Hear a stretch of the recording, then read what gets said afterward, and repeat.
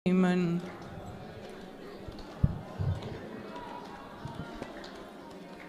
भज मन नारायण नारायण नारायण भज मन नारायण श्रीमन नारायण नारायण नारायण श्रीमन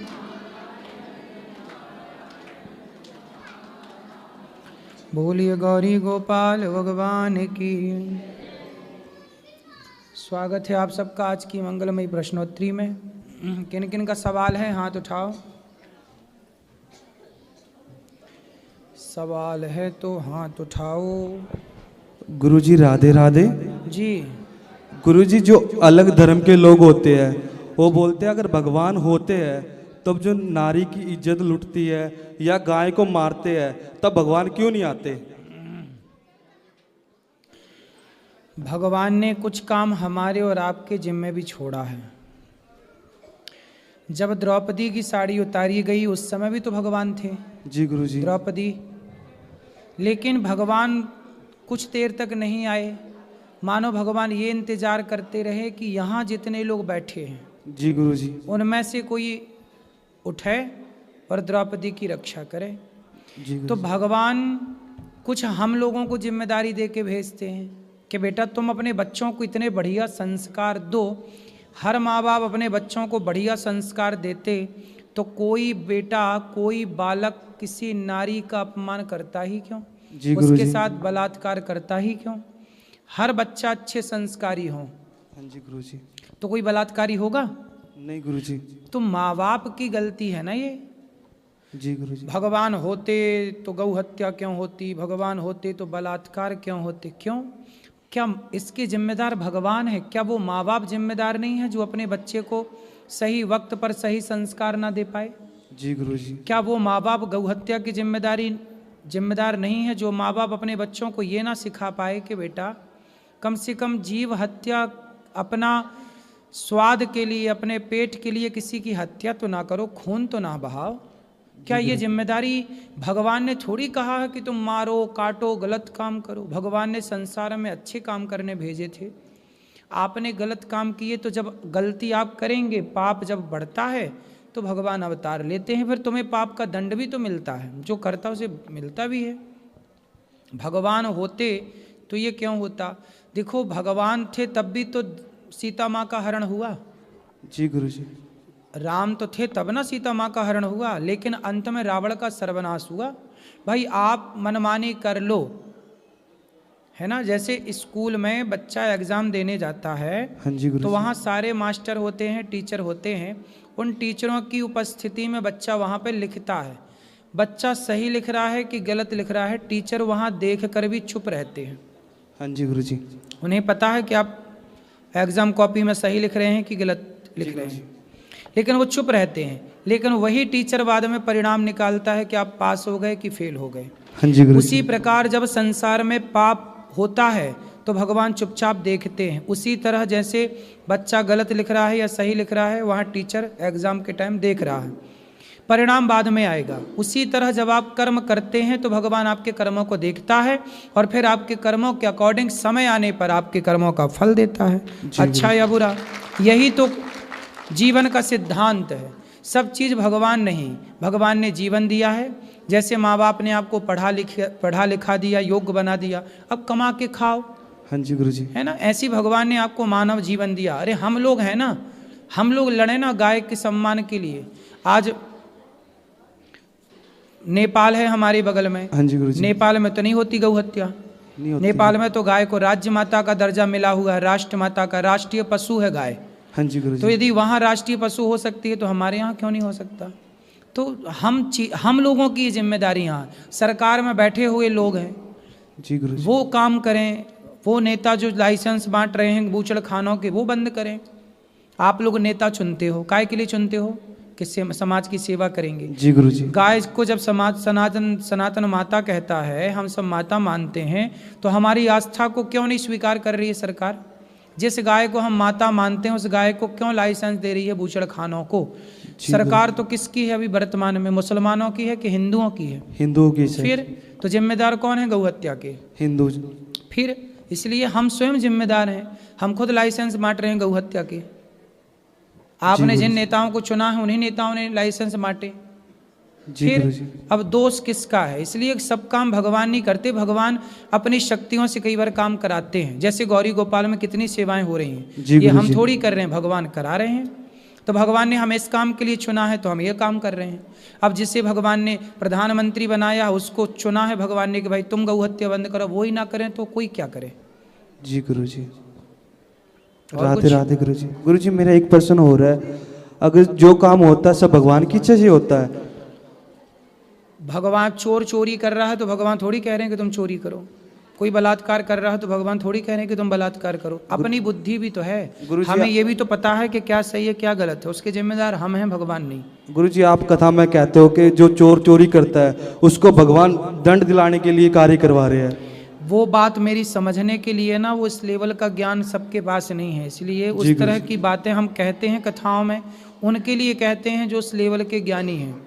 क्योंकि कुछ बातें समझने का स्तर होता है। जैसे 5वीं कक्षा के बच्चे का स्तर अलग है और 10वीं कक्षा के बच्चे का स्तर अलग है। अलग बात वही है, लेकिन अभी पता नहीं वो किस स्तर से उस बात को समझेगा।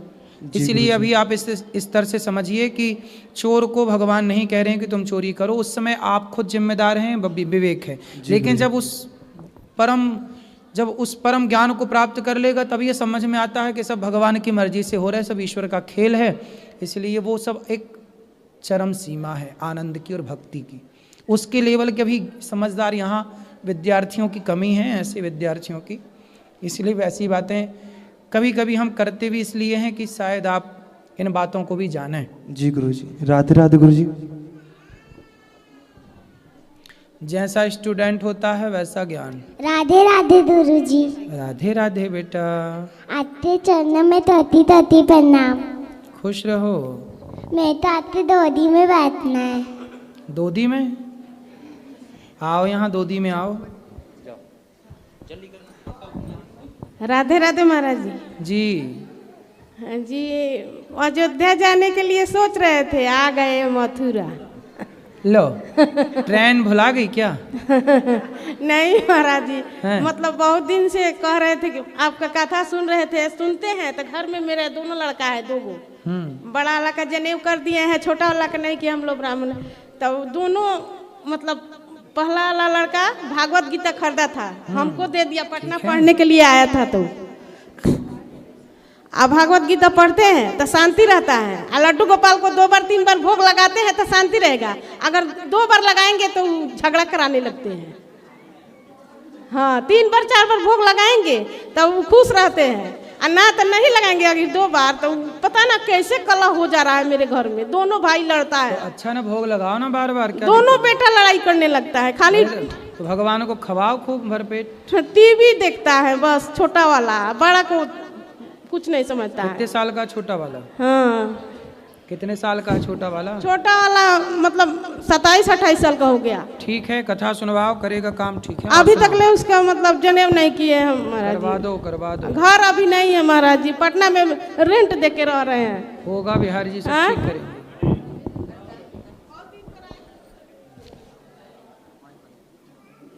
बताओ।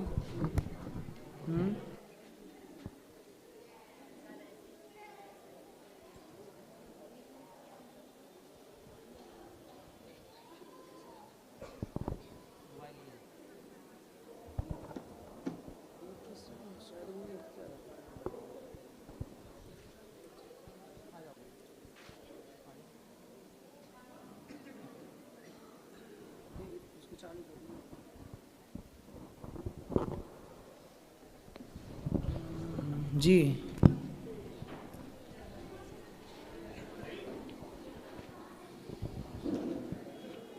महाराज जी को कोटि कोटि प्रणाम। मैं अपने क्वेश्चन से पहले एक थोड़ा सा अपना बैकग्राउंड बताना चाहूँगा ताकि उसका आंसर बड़ा मुझे अच्छे से मिल जाए। मैं आर्मी से रिटायर्ड हूँ। मेरे हाथ से जितनी मेरी उंगलियाँ उतने ही टेररिस्ट मेरे हाथ से मरे हैं। बट 2013, 2015, 2017 और 2019 4 डेड बॉडी मैंने अपने घर से निकाली हैं। मैं कुंठाग्रस्त हूँ कि क्या वो काम मैंने किया था तभी ऐसा हो रहा है। तो आपने आतंकवादियों को मारा है? मारा तो मैं आर्मी में था, वो करना पड़ा मुझे। आतंकवादियों की तो हाँ, मारा है। टेररिस्ट मारे मैंने। हाँ तो ठीक है, आपने पाप नहीं किया, आपने तो अपना फर्ज पर पूरा- मेरी 4 डेड बॉडी मेरे घर से निकली हैं। कौन कौन थे वो मेरे चार? पहले फादर गए 2013 में, ठीक है। 2015 में मेरी मदर गई, 2017 में मेरा बड़ा भैया गया और 2019 में मेरा छोटा भाई जिसकी क्रिया में मैं बैठा था। क्या करने बैठा था? क्रिया मैंने की उसकी, छोटे भैया की। छोटे भाई को क्या हुआ था? वो जॉइंटिस में था, वो तब चले गया था। मतलब मेरे को ये लगा कि जो मैंने 5 मारे ना थे ना ना, देखिए ऐसा तो है। 4 ऐसे गए क्या? ना ना, देखिए पिताजी कितने साल के थे आपके? फादर 80 एज में गए हैं। तो वो तो अपने टाइम से गए। आपकी माँ कितने वर्ष की थी? मदर उनके ही वियोग में गई। ठीक है, वो भी अपनी उम्र से गई। आपके बड़ा बड़ा भैया जो मेरा था वो 58 साल पे गया। 58। और छोटा था उनको मेरा, क्या हुआ था बड़े भैया को? नहीं वो सडन एकदम ब्रेन हेमरेज हुआ था, चले गया।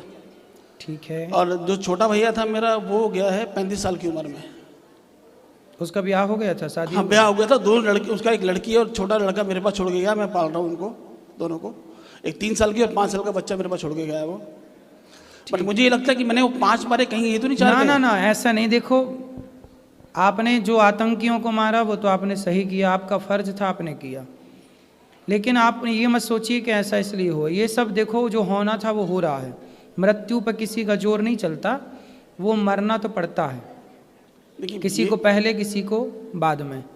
तो आप जो बीत गया उसे भूल करके भगवान का चिंतन करिए, और आपने अपना कर्तव्य पूरा किया। उस समय आपका जो कर्तव्य था, फर्ज था, वो आपने पूरा किया। आपका इसमें कोई कसूर नहीं है रत्ती भर। नहीं, मैं अपने दिल पे सोचता हूँ। नहीं नहीं, इसमें क्या सोचना, आतंकवादियों को मारना तो अच्छा है। लेकिन मैंने 3 मारे थे JNK में, कश्मीर में, और 2 मारे थे नागालैंड में। उसमें मुझे प्रेसिडेंट का अवार्ड भी मिला था। बट उसके बाद जब मेरे घर से डेड बॉडी निकलनी शुरू हुई तो मैंने कहा ऐसा तो नहीं है कि वो मैंने 5 मारे 4 मेरे चले गए। ना ना ना, ऐसा नहीं है।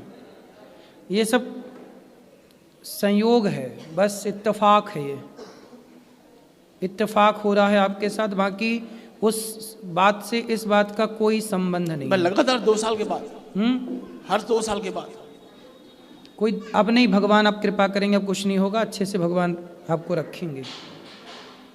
राधे राधे।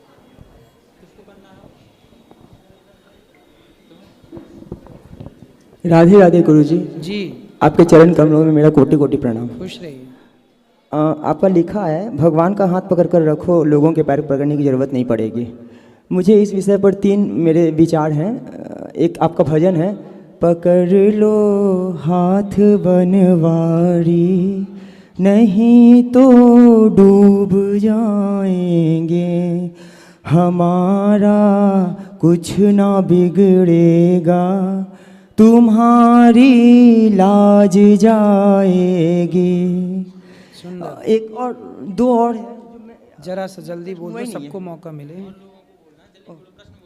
प्रश्न है कुछ? हाँ, प्रश्न ही है प्रभु जी। बोलो, बोलो, प्रश्न। और एक निषाद राज का की है कि वो बोलते हैं कि मेरा भगवान बोलते हैं कि है ना मेरे नाव को बैठाओ, तो वो बोलते नहीं, वो बोलते कि मेरा हाथ पकड़ लो, तो ये बोलते नहीं, मैं पकड़ूंगा, छोड़ भी सकता हूँ, आप मेरा हाथ पकड़ लो। ये और एक और भजन है श्याम बाबा का, मेरे सिर पे रख दो बाबा अपने ये दोनों हाथ, देना हो दीजिए जन्म जन्म का साथ। ये 3 मैंने रखे, क्यों? क्योंकि यहाँ लिखा हुआ है भगवान का हाथ पकड़ के रखो। और आपका भजन क्या है, पकड़ लो हाथ बनवारी। तो भगवान का हाथ यहाँ पे क्यों पकड़ के रखो? यहाँ पे तो हम लोग को ना भगवान हम लोग का हाथ पकड़ेंगे। भगवान बाद में, सुनो, जब छोटा बच्चा गोद में आना चाहता है तो पहले माँ हाथ बढ़ाती है कि पहले बच्चा हाथ बढ़ाता है? पहले माँ। माँ नहीं, पहले बच्चा हाथ बढ़ाता है। बच्चा बार बार कहते हैं हमें गोदी ले लो, हमें गोदी। हाँ। तो जब बच्चा चाहेगा आना तब ना माँ अपने हाथ बढ़ाएगी। तो भगवान भी उसी का हाथ पकड़ते हैं जो हाथ पकड़वाने के लिए अपने आगे बढ़ाता है। पहले तुम तो प्रयास करो। हाँ। पहला प्रयास तो आपका होगा। सुदामा आए तब ना भगवान ने उन्हें पकड़ा जी, कि पहले ही पकड़ लिया? नहीं, आए थे वो। फिर पहले आप जाओ, वो आखिरी है, उस आखिरी को आप फर्स्ट मान रहे हैं। वही तो हम बता रहे हैं कि कुछ बातों की पात्रता नहीं रखते लोग, तो अर्थ का गलत उपयोग हो जाता है। जब भगवान पकड़ेंगे तो हम क्यों नहीं, भगवान हमें पकड़ेंगे, वो अंतिम स्थिति है। पर पहले तो आपको ही ना प्रयास करना पड़ेगा। वो तो आखिरी में जब आप थक जाएंगे कि प्रभु अब हमको नहीं पता, अब आप पहले ही प्रयास किए भी नहीं, थक गए, नहीं हम तो नहीं उठाएंगे, भगवान ही पकड़ेंगे हमें। पहले आप अपना प्रयास तो कर। द्रौपदी ने पहले अपना प्रयास किया, जब थक गई तो पर भगवान ने साथ दिया। ठीक है, दोनों बातें अपनी जगह सही हैं, बस दोनों को समझने के लिए थोड़ी बहुत मैच्योरिटी की समझ की जरूरत है। कई बार एक ही बात होती है पर उसके दो मायने होते हैं। अब वो समस्या ये है कि हम ज़्यादा कथाओं में गहरी बातें करें तो भी फिर उसके पात्र नहीं हैं। ठीक है जी।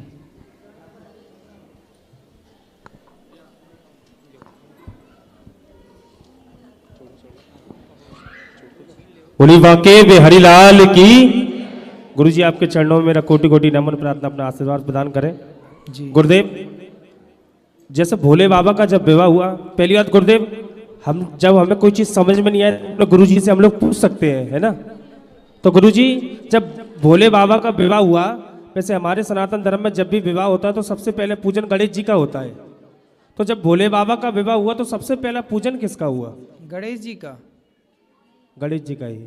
अच्छा, जब गणेश जी का सर कटा था तो सर कहाँ गया? जिस गणेश जी की पूजा भगवान शिव के विवाह में हुई वो गणेश आदि गणेश हैं, गणेश सदा से हैं। जी। अब ये सवाल हो सकता है कि गणेश जी तो शंकर जी के पुत्र हैं, जी। तो फिर शंकर जी के विवाह में किसकी पूजा हुई? जी। तो गणेश जी जैसे प्रधानमंत्री किसी का नाम नहीं होता, प्रधानमंत्री एक पद है, जी। उस पर जो जाकर बैठता है वो प्रधानमंत्री बन जाता है। उसी तरह गणेश किसी का नाम नहीं है। जी। अभी जो गणेश हैं उनका नाम है विनायक, जो माता पार्वती के पुत्र हैं। जो पहले गणेश थे उनका नाम था आदि गणेश। तो गणेश वही बदलते रहते, जैसे रावण किसी का नाम नहीं है, रावण एक पदवी है। प्रताप भानु आके वहाँ बैठा तो रावण कहलाया, जय विजय वहाँ आके बैठे तो रावण कहलाए, जी, है ना। ऐसे रावण भी बहुत सारे बदले। अच्छा गुरुदेव, ऐसे ही है। गणेश जी का सिर कहाँ गया, ये सवाल आपका। गणेश जी का सिर कहाँ गया? जब गणेश जी का सिर कटा, इसकी बहुत सारी कथाएं हैं। कहा जाता है कि शनि की दृष्टि पड़ते ही वो भस्म हो गया। कहा जाता है कि वह सिर जाके ब्रह्मा जी के पास पहुंचा। लेकिन ये सब चीज़ें ये मानना चाहिए कि जो चीज़ें शरीर से कट गईं वो 5 तत्वों का बना। गणेश जी तो विशेष हैं, वो सिर जाके 5 तत्वों में समाहित हो गया। इसकी बहुत सारी कथाएं भी हैं, दंत कथाएं हैं जी। उन कथाओं में कोई बहुत ज़्यादा अर्थ निकल कर नहीं आता। अच्छा गुरुदेव, जैसे हम लोग दूर दूर प्रोग्राम करने वगैरह जाते हैं तो कुछ लोग हम लोग बोलते हैं हमारे गुरुजी ये सेवा करते हैं, बहुत अच्छी सेवा कर रहे हैं। तो कई लोग ये बोलते हैं कि आपके गुरुजी माँ की सेवा तो कर रहे हैं पर पिता की सेवा कभी करेंगे या नहीं करेंगे? कुछ लोग तर्क वाले लोग आते हैं ना। हाँ, तो उनसे बोलो कि आप लोग जल्दी जल्दी सहयोग करो तो पिताओं के लिए भी पिताओं का वृद्धाश्रम बने। लोग कहते हैं कि माँ की सेवा तो सब कर रहा है संसार में, माँ के लिए वृद्धाश्रम तो सब बना रहे हैं, पर क्या पिता के लिए भी वृद्धाश्रम कोई बनेगा? पिताओं के लिए भी बना रहे हैं जल्दी से। तो हम लोग बताया करते हैं कि आपका इधर बन रहा है 1000 माताओं का पिता बोला का। कि पिताओं के लिए आश्रम तो जब बनेगा बनेगा। आज वृंदावन में जो हजारों साधु रहते हैं वो सब संत हम सबके पिता ही तो हैं। और हाँ। उन सब पिताओं को भरपेट भोजन गौरी गोपाल में ही मिलता ये तो हम लोग बताया करते हैं, सारी सेवाएं बताया करते हैं कथा में। गुरुजी आपके चरणों में कोटि कोटि नमन प्रार्थना, अपना आशीर्वाद प्रदान करें। बोले बाके बिहारी लाल की। खुश रहिए। राधे राधे महाराज जी जी। चरण स्पर्श। मेरा क्वेश्चन ये था कि मतलब हम दूसरे धर्मों में देखते हैं, वहाँ में ना एक परंपरा होती है कि हफ्ते में, महीने में वो एक जगह कोई एक उनका धर्मस्थल होता है जहाँ पे वो 4 लोग इकट्ठा होकर एक दूसरे से मिलते हैं, वार्तालाप करते हैं, जिससे उनकी ना एकता बनी रहती है उनके में। और हमारे धर्म में ऐसा कुछ नहीं है। जिसको देखो जो भी हो, थोड़ा सा उनके पास संपत्ति हो जाए या थोड़ा सा वो खुश हो जाए तो वो अपना मंदिर अलग बना लेंगे, वहीं पे पूजा पाठ करेंगे। और कोई समाज के जगह बैठ के वो चार लोगों से मिलना नहीं चाहते। थोड़ी सी संपत्तियाँ आ जाती है तो आराम से अपने घर में हो जाते हैं, वहीं पे पूजा पाठ कर लिए, करना भी हो तो किया, अदरवाइज नहीं करते हैं। तो इसका मतलब थोड़ा सा हमारे धर्म में भी ऐसा होना चाहिए ना कि जहाँ पे महीने में, हफ्ते में, साल भर में एक बार लोग 4 जगह इकट्ठा हों और लोग एक दूसरे से वार्तालाप करें, उनके में प्रेम की भावना बढ़े, एक दूसरे से आपस में वो लोग जुड़ाव रहे। क्योंकि हिंदू धर्म में ना ये लोगों के अंदर तनाव की भावना बहुत ज़्यादा देखने के लिए मिलती है, लोग जातिवाद में बटे रहते हैं उसमें। इसलिए हमारे सनातन में ना सत्संग होता है, जैसे अभी भी हम लोग सत्संग कर रहे हैं जी तो महाराज। सब लोग आए हैं, सब लोग बैठे हैं, कथाएं होती हैं, सब लोग बैठ के सुनते हैं। क्या है उनका ले दे के एक ही दिन है, पर हमारे यहाँ तो पूरे 7 दिन हमारे ही हैं। हाँ महाराज जी। सोमवार शंकर जी को दे दो, मंगलवार हनुमान जी को दे दो, है ना, गुरुवार भगवान विष्णु जी को दे दो। तो सारे दिन अपने अपने जगह व्यवस्थित हैं। हम लोग तो 24 घंटे ईश्वर की आराधना में रहने वाले लोग हैं। खाते पीते उठते बैठते ईश्वर का ही चिंतन रहता है। वो तो केवल 1 घंटे के लिए जाते हैं और वहाँ भी जाके कर क्या रहे हैं, मार काट की प्लानिंग कर रहे हैं। हाँ महाराज जी, यही होता है। लेकिन हमारे यहाँ तो क्या है कि दया रोम रोम में समाई है। हमारी सबसे बड़ी भक्ति है दया। जी महाराज जी। लेकिन कई बार हमारी दया के कारण ही हम लोग 700 साल तक गुलाम रहे। यस। ये भी एक कटु सत्य है। हाँ। कि हमारी ज़रूरत से ज़्यादा दया ने हमारे जीवन में, हमारे देश को बड़ा नुकसान पहुंचाया। दया की पृथ्वीराज चौहान ने मोहम्मद गौरी को छोड़ दिया, उसने बिल्कुल दया नहीं की, पकड़ के आंखें फोड़ दी। तो हमारे यहाँ खिलजी आया, उस पर दया की, वो आया पद्मावती को देखने, तभी मार देते तो नहीं, दया की छोड़ दो, बाद में उसने सब सेना से घुसपैठियों से भिजवाया और बाद में पद्मावती को जौहर करना पड़ा। जी महाराज। तो हमारे यहाँ बहुत ज़्यादा दया के कारण हम लोगों ने गुलामी पाई है, जो दुष्टों को मारा नहीं। जी महाराज। तो अब हमें चाहिए कि हम एक हाथ में माला लें, दया की बातें करें। भैया हम दयावान हैं तो तुम भी दयावान बनो। यदि तुम नहीं बन रहे हो दयावान, माला की भाषा और गीता की भाषा नहीं समझ रहे हो, तो फिर गांडीव भी निकालना पड़ेगा। जी महाराज जी। इसलिए हमारे यहाँ दोनों बातें हैं। अर्जुन गीता भी सुनते हैं और गांडीव भी चलाते हैं। जी महाराज। तो गीता भी सुनो और गांडीव भी चलाना सीखो। इस तरह से हमें करना है और हमारे सभी दिन हमारे हैं। हमारे यहाँ जो शिक्षा है ना, घर घर पढ़ो गीता, घर घर पढ़ो रामायण। आप हमारे यहाँ प्रत्येक पिता एक गुरु है, प्रत्येक माँ एक गुरु है। आप अपने बच्चों को गीता रामायण के संस्कार बचपन से डाल दो ना, तो उन्हें कहीं जाने की जरूरत नहीं है। जी महाराज जी। इसलिए घर घर होना चाहिए। जी महाराज जी। घर घर माँ जीजाबाई ने शिवाजी तैयार कर दिया। माँ ने बच्चे को लोरी की जगह बढ़िया बहादुरी की बातें सुना सुना के तैयार कर दिया कि नहीं? जी महाराज जी। आप भी घर घर बच्चों को तैयार करिए।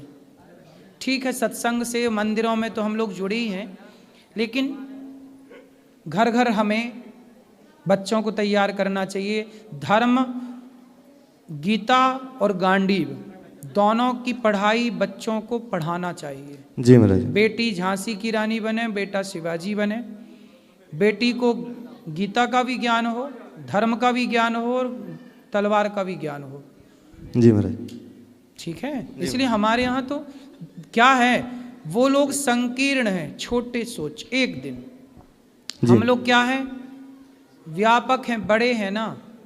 हम लोग 7 दिन लेके चलते हैं, 12 महीने। हमारे भारत में जितने त्योहार सनातन में हैं, दीपावली हमारे यहाँ, होली हमारे यहाँ, दशहरा हमारे यहाँ, शिवरात्रि हमारे यहाँ, रामनवमी हमारे यहाँ, कृष्ण जन्माष्टमी, हर उत्सव देखिए हम सनातनी कितने धूमधाम से। जितने उत्सव हमारे यहाँ हैं, हर महीने की 2 एकादशी उत्सव की तरह गुजरती हैं। हमारे यहाँ पूर्णिमा उत्सव की तरह गुजरती है। इतने त्योहार हमारे यहाँ हैं। ये त्योहार इसीलिए कि हम इसी बहाने, दीपावली क्यों आई उस ज़माने में, हम तुम्हारे को मिठाई खवाएं, तुम हमारे को, मिलजुल के। तो वो मिलान जुलान आज भी बना रहे और उसे हम निभाएं।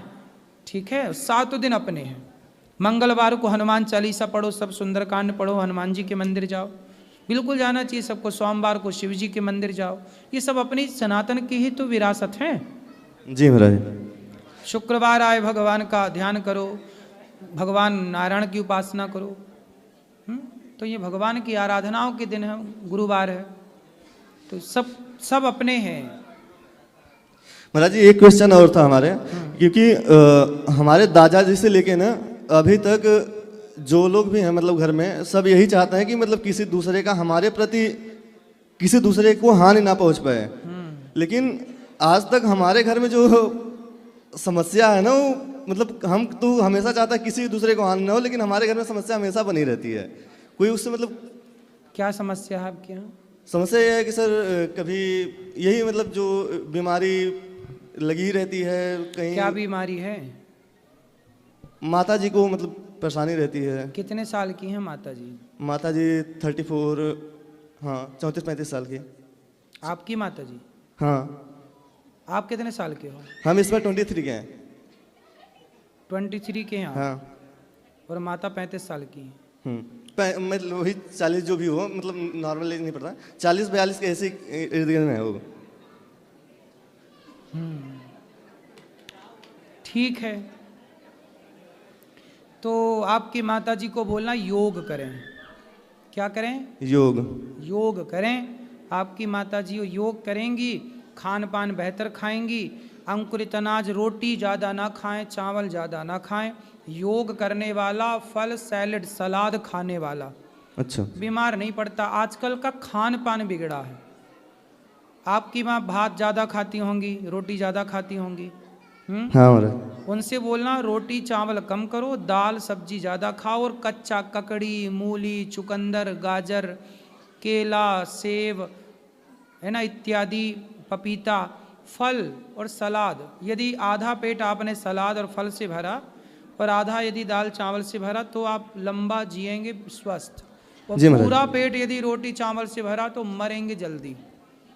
जी महाराज। तो बताइए माँ को कि जल्दी से वो खान पान बेहतर करें।